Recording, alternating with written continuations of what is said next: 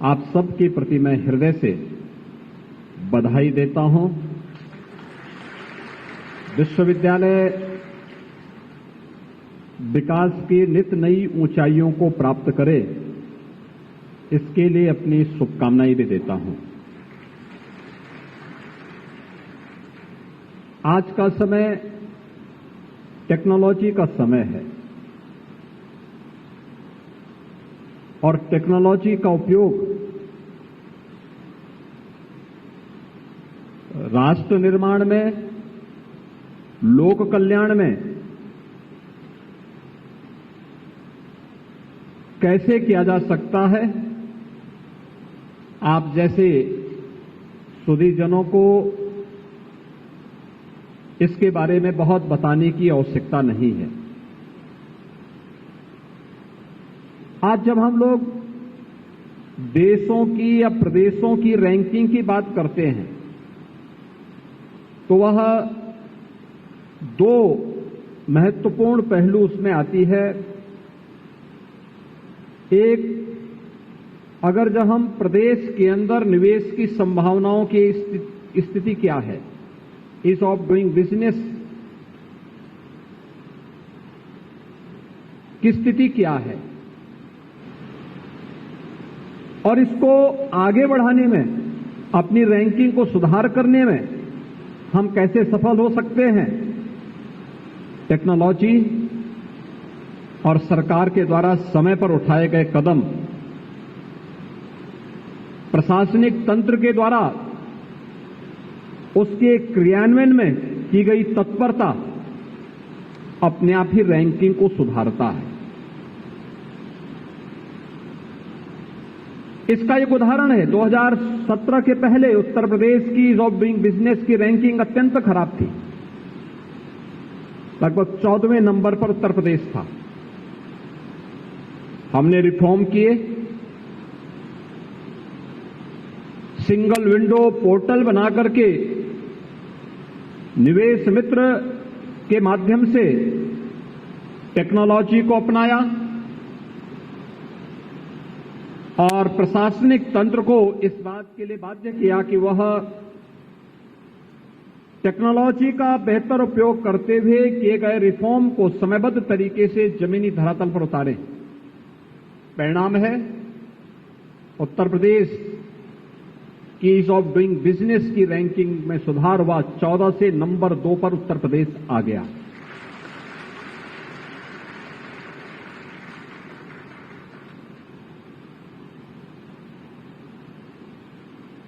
सरकार की योजनाओं को सही मायने में जमीनी धरातल पर उतारने में हमें कितनी सफलता प्राप्त हो रही है, ईज ऑफ लिविंग, उस व्यक्ति को शासन की योजनाएं प्राप्त हो रही कि नहीं हो रही हैं। टेक्नोलॉजी ने इस कार्य को बहुत आसान किया है। याद करिए, जब प्रधानमंत्री मोदी जी ने 2014 में सत्ता संभालने के उपरांत हर गरीब का अकाउंट, जनधन अकाउंट के माध्यम से खोलना प्रारंभ किया था, बहुत सारे लोग उस समय इसकी खिल्ली उड़ाते थे कि खाली अकाउंट खोल करके गरीबों का अपमान किया जा रहा है। इस प्रकार की टिप्पणी करके वह सरकार को कटघरे में खड़ा करने का प्रयास कर रहे थे, लेकिन उन्हें नहीं मालूम था कि इसकी अगली कड़ी क्या है। और उसके उपरांत जब प्रधानमंत्री मोदी जी ने सभी प्रकार के लेन देन, एक गरीब का हो, एक सामान्य नागरिक का हो, एक कर्मचारी का हो या एक व्यापारी का, डीबीटी के माध्यम से इस कार्यक्रम को आगे बढ़ाया, तो आज परिणाम हम सबके सामने है। डिजिटल पेमेंट ने एक नई क्रांति लाकर के प्रत्येक नागरिक के जीवन में भी एक क्रांतिकारी परिवर्तन लाने में और उसको भ्रष्टाचार मुक्त व्यवस्था देने में एक बड़ी भूमिका का निर्वहन किया है। टेक्नोलॉजी, डिजिटल इंडिया के प्रधानमंत्री जी के इस विजन को आगे बढ़ाने की दृष्टि से हो या फिर अपने युवा शक्ति को दुनिया के अंदर, संजोग से भारत सबसे युवा देश है, यानी दुनिया के अंदर किसी एक देश में सबसे अधिक युवा निवास करते हैं, तो सौभाग्य से भारत है और भारत में कोई प्रदेश है जिसके पास सबसे बड़ी युवा ताकत है, वह उत्तर प्रदेश है। उत्तर प्रदेश की 56% आबादी कामकाजी आबादी है और डिजिटल इंडिया का लाभ यह आबादी सर्वाधिक ले सकती है।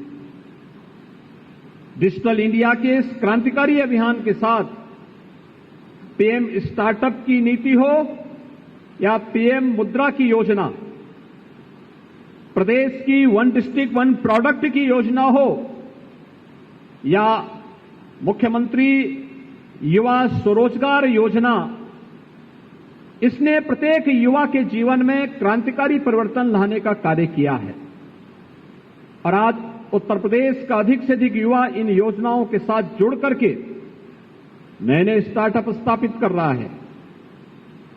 अभी 21 से 25 के बीच ग्रेटर नोएडा में एक्सपो मार्ट में इंटरनेशनल ट्रेड शो का आयोजन किया गया था।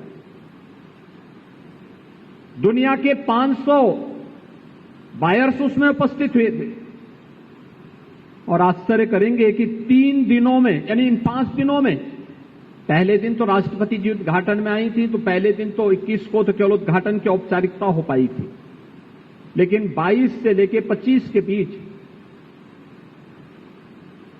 लगभग 4 लाख लोग वहां पर आए और उन लोगों ने वहां पे इनोवेशन को भी देखा, उत्तर प्रदेश के पोटेंशियल को भी देखा।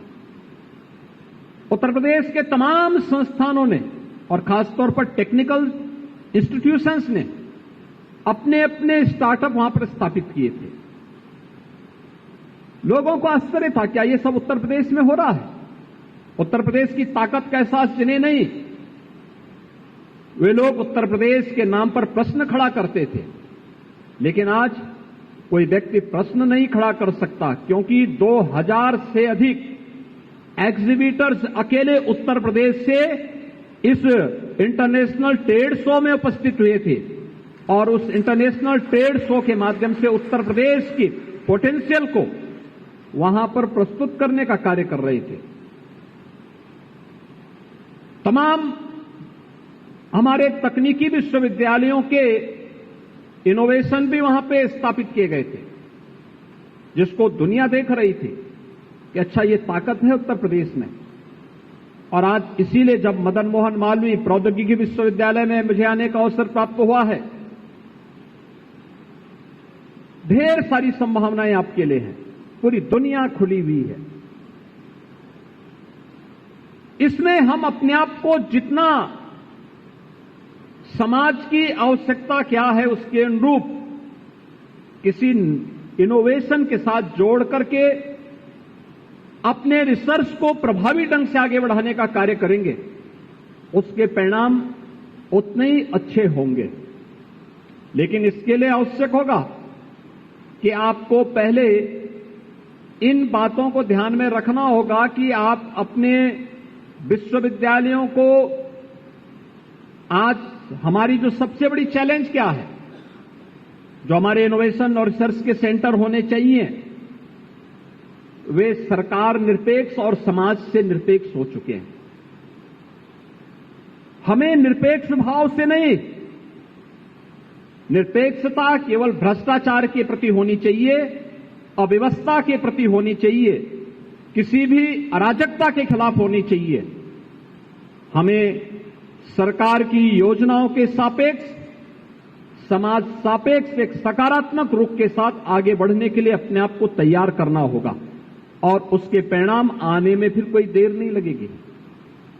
आज मुझे प्रसन्नता है, राज्य सरकार ने जैसे तय किया, जब 2017 में मुझे उत्तर प्रदेश की बागडोर सौंपी गई तब उत्तर प्रदेश के अंदर केवल 2 साइबर थाने थे, एक लखनऊ में और एक गौतम बुद्ध नगर में। आज हम लोगों ने उत्तर प्रदेश के अंदर हर जनपद में एक साइबर थाने की स्थापना करवा दी है। हर जनपद में, हर थाने में साइबर हेल्प डेस्क की स्थापना भी कर दी है। अब विश्वविद्यालयों को और तकनीकी संस्थानों की जिम्मेदारी बनती है कि अगर साइबर थाना बने हैं तो टेक्निकल सपोर्ट के लिए आप उनके साथ एमओयू कर सकते हैं। जैसे गोरखपुर जोन के साथ आज मदन मोहन मालवीय विश्वविद्यालय ने यहां के एडीजी पुलिस के साथ में आज ये एमओयू करते हुए गोरखपुर जोन को तकनीकी सपोर्ट के लिए विश्वविद्यालय जैसे आगे आया है, मुझे लगता है कि इससे अच्छा आपके सामने दूसरा अवसर हो ही नहीं सकता कि जहां कार्य होना है वे भी इसी समाज में मौजूद हैं, जिनके लिए कार्य होना है वे भी यहीं मौजूद हैं, और जिन्हें कार्य करना है वे भी यहां मौजूद है। केवल इन कड़ियों को जोड़ने की आवश्यकता है, और उन कड़ियों को जोड़ने का एक माध्यम प्रशासन बन सकता है, शासन बन सकता है, और उन्हीं कड़ियों को जोड़ने का ये माध्यम विश्वविद्यालयों को भी प्रोएक्टिव होकर के बनना पड़ेगा। ऐसा नहीं कि हम देखें या अपने को ये माने रे साहब इससे हमें क्या लेना देना, हमें तो अपना प्रोजेक्ट पूरा करना था और प्रोजेक्ट पूरा करके फिर अपने को साइड कर लिए। इससे परिणाम नहीं आने वाले हैं। हमें परिणाम देने के लिए प्रोएक्टिव बनना पड़ेगा। समाज की आवश्यकता क्या है, उस आवश्यकता के अनुरूप इनोवेशन को आगे बढ़ाना। अगर आपने कोई अच्छा रिसर्च किया है, उसका स्टडी पेपर देने के साथ ही उसे पेटेंट करने की दिशा में आगे बढ़ा देना, और फिर सरकार के साथ मिलकर के उस कार्यक्रम को लेकर के आगे बढ़ जाना। मुझे लगता है आपको आगे बढ़ने से कोई रोक नहीं सकता, और आज तो हमें उस दिशा में आगे बढ़ना होगा। तकनीकी संस्थानों को अब उन घिसे पिटे कार्यक्रमों के साथ जो आज काफी पीछे छूट चुके हैं, उससे आगे बढ़ना होगा। इसमें हर एक क्षेत्र में नई संभावनाएं हैं। विश्वविद्यालयों को देखना होगा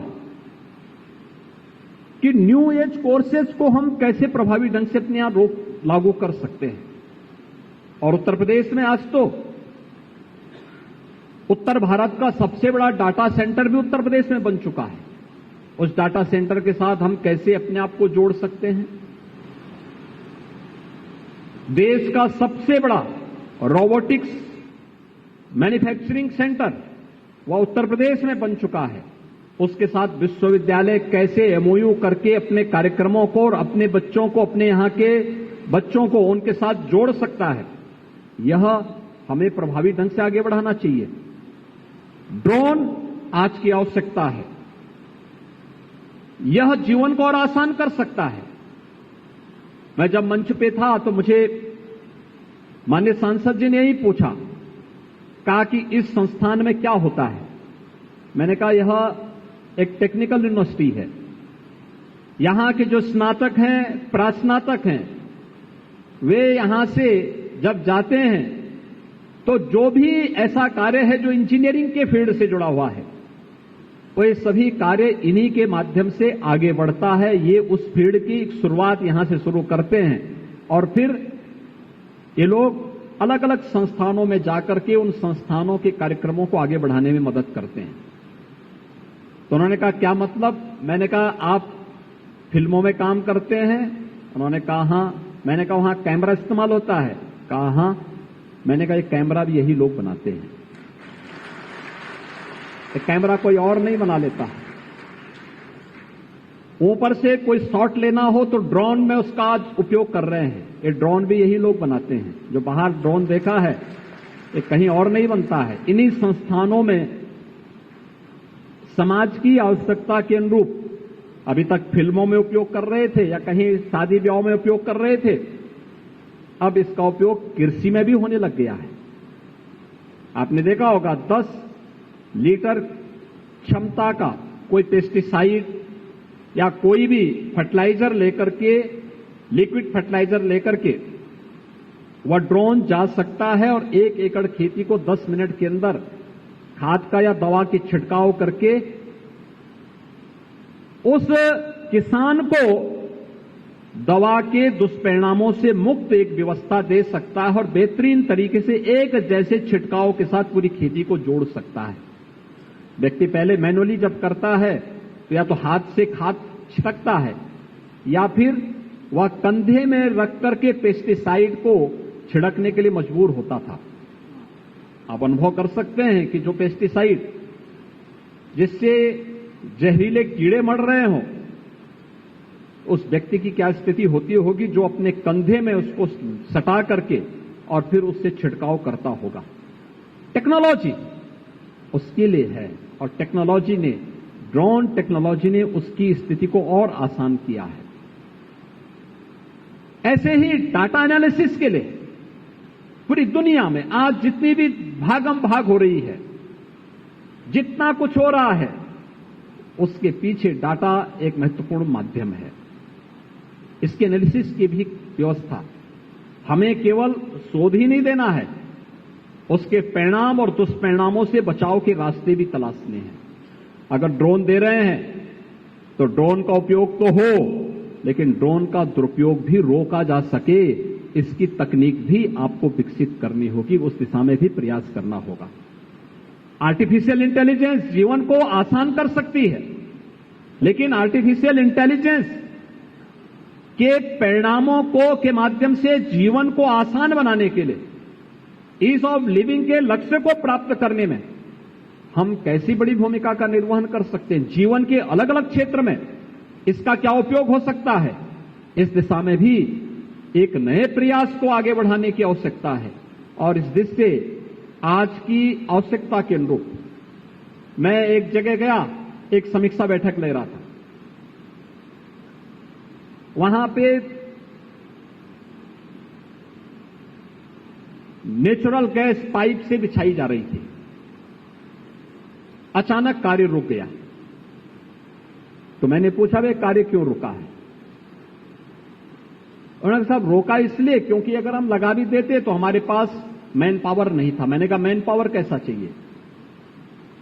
कहा कि हमें अच्छे ट्रेंड प्लम्बर चाहिए। इंजीनियर है लेकिन प्लम्बर नहीं है। आप सोचिए कि वर्तमान में प्रधानमंत्री जी जल जीवन मिशन के माध्यम से हर घर नल की योजना को क्रियान्वयन कर रहे हैं। हर घर तक शुद्ध पाइप पेयजल की स्कीम पहुंच रही है। अब पाइप पेयजल की स्कीम हर घर तक पहुंच रही है, तो पाइप पेयजल की इस स्कीम को प्रभावी ढंग से लागू करने के लिए अगर पानी पीना है तो पानी की बचत की आदत भी हमें डालनी पड़ेगी। और अक्सर होता क्या है, पानी खुला हुआ है तो खुला ही हुआ है, कोई बंद करने वाला नहीं होता है। कहीं पाइप लीक हो रहा है तो पानी वहां से निरंतर गिर रहा है, कोई उसको बंद करने वाला नहीं है। अगर हर गांव में ट्रेन प्लम्बर हो जाए और रेन वाटर हार्वेस्टिंग के साथ या जल की एक एक बूंद पानी के साथ जोड़ने के लिए हम लोगों को प्रेरित कर सकेंगे, तो यह योजना लंबे समय तक लोगों के जीवन में परिवर्तन करने का एक माध्यम बन सकती है, बहुत बड़ा माध्यम बन सकती है। लोगों की क्वालिटी ऑफ लाइफ देने में यह योजना सफल हो सकती है और उस कार्यक्रम के साथ हर नागरिक को जुड़ना चाहिए। लेकिन तकनीकी सपोर्ट के लिए हमारे तकनीकी संस्थानों को इसमें आगे आना चाहिए। आवास की सुविधा आज हर व्यक्ति की आवश्यकता है। हर व्यक्ति को आवास चाहिए, लेकिन आवास की तकनीक भी हम कैसे आसान कर सकते हैं? जल्दी घर बन सकें, सस्ते में घर बन सकें, हाई राइज बिल्डिंग बन सके, इसके लिए भी नई तकनीक विकसित करने के लिए कार्यक्रम को आप आगे बढ़ा सकते हैं। और जहां कहीं कुछ अच्छा कर रहे हैं वहां जाकर के उसे देखना, फिर उसमें सुधार की क्या गुंजाइश हो सकती है, अपनी लेबोरेटरी में आकर के उस कार्यक्रम को आगे बढ़ा देना। गोरखपुर हो या फिर प्रदेश के अलग अलग क्षेत्र, आपने देखा होगा हम लोगों ने 10 से 12 फरवरी 2023 को उत्तर प्रदेश का ग्लोबल इन्वेस्टर समिट किया था। ग्लोबल इन्वेस्टर समिट प्रदेश के अंदर 36 लाख करोड़ रुपए के निवेश के प्रस्तावों को लाने में सफल हुआ, लेकिन ये 36 लाख करोड़ के निवेश के प्रस्तावों को जमीनी धरातल पर उतारने के लिए हम लोगों को जिन कार्यक्रमों को आगे बढ़ाना है उनमें सबसे पहली आवश्यकता तो ये कि इतना ट्रेन्ड मैन पावर जो भी वहां के लिए योग्य मानव संपदा की आवश्यकता है, क्या उसको देने के लिए हमारी तकनीकी संस्थान आगे बढ़ पाएंगे। मैं गीडा में अभी हाल ही में एक कार्यक्रम में गया था और मैं वहां देख रहा था लोगों की आवश्यकता है, ट्रेन्ड मैन पावर आवश्यकता है, लेकिन ट्रेन्ड मैन पावर नहीं मिल पाता है। अगर हम लोकल स्तर पर अपना तकनीकी सहयोग